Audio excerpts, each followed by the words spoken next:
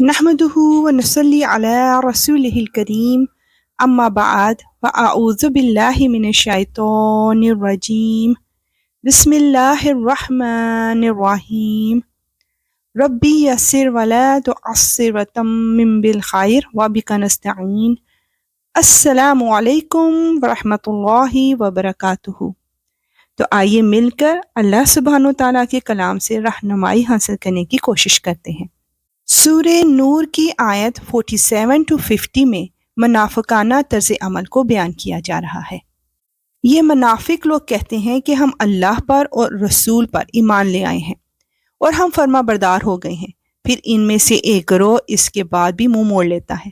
یہ لوگ حقیقت میں مومن نہیں ہیں، اور جب انہیں اللہ اور اس کے رسول کی طرف بلایا جاتا ہے تاکہ رسول ان کے درمیان فیصلہ کریں تو ان میں سے کچھ لوگ ایک دم رخ پھیر لیتے ہیں، اور اگر خود انہیں حق وصول کرنا ہو تو وہ بڑے فرما بردار بن کر رسول کے پاس چلے آتے ہیں۔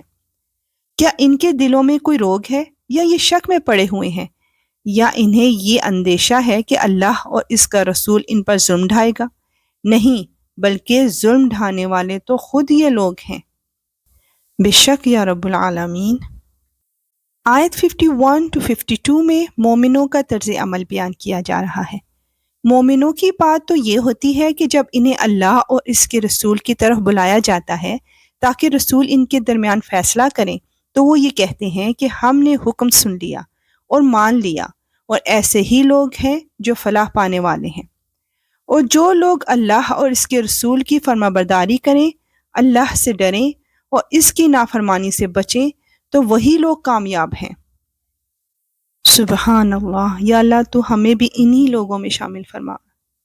نیکسٹ آیت میں منافقین کے ایک اور رویے کو بیان کیا جا رہا ہے، اور یہ منافق لوگ بڑے زوروں سے اللہ کی قسمیں کھاتے ہیں کہ اگر اے پیغمبر تم انہیں حکم دو گے تو یہ نکل کھڑے ہوں گے۔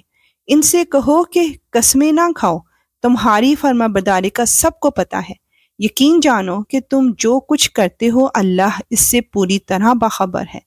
اللہ اکبر۔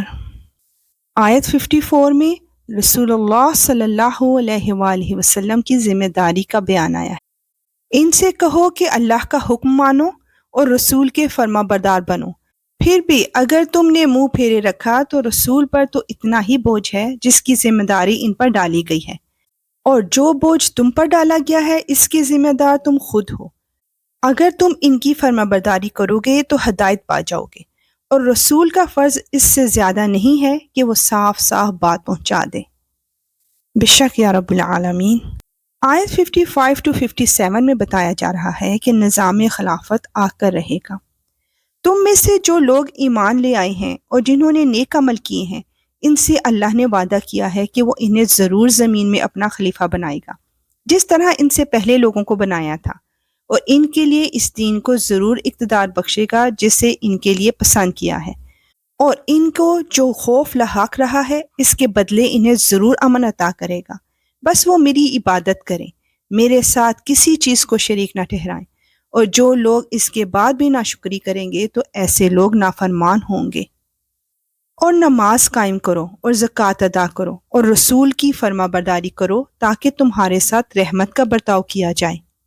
یہ ہرگز نہ سمجھنا کہ جن لوگوں نے کفر کا راستہ اپنا لیا ہے وہ زمین میں کہیں بھاگ کر ہمیں بے بس کر دیں گے۔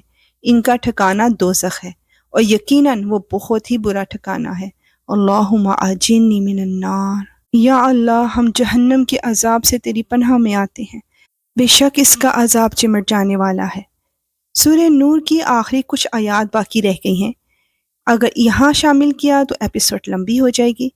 انشاءاللہ انہیں نیکسٹ ایپیسوڈ میں کمپلیٹ کریں گے۔ اب اجازت، وآخر دعوانا ان الحمد للہ رب العالمین۔ سبحانک اللہم وبحمدک، اشہد ان لا الہ الا انت، استغفرک واتوب الیک۔ السلام علیکم ورحمۃ اللہ وبرکاتہ۔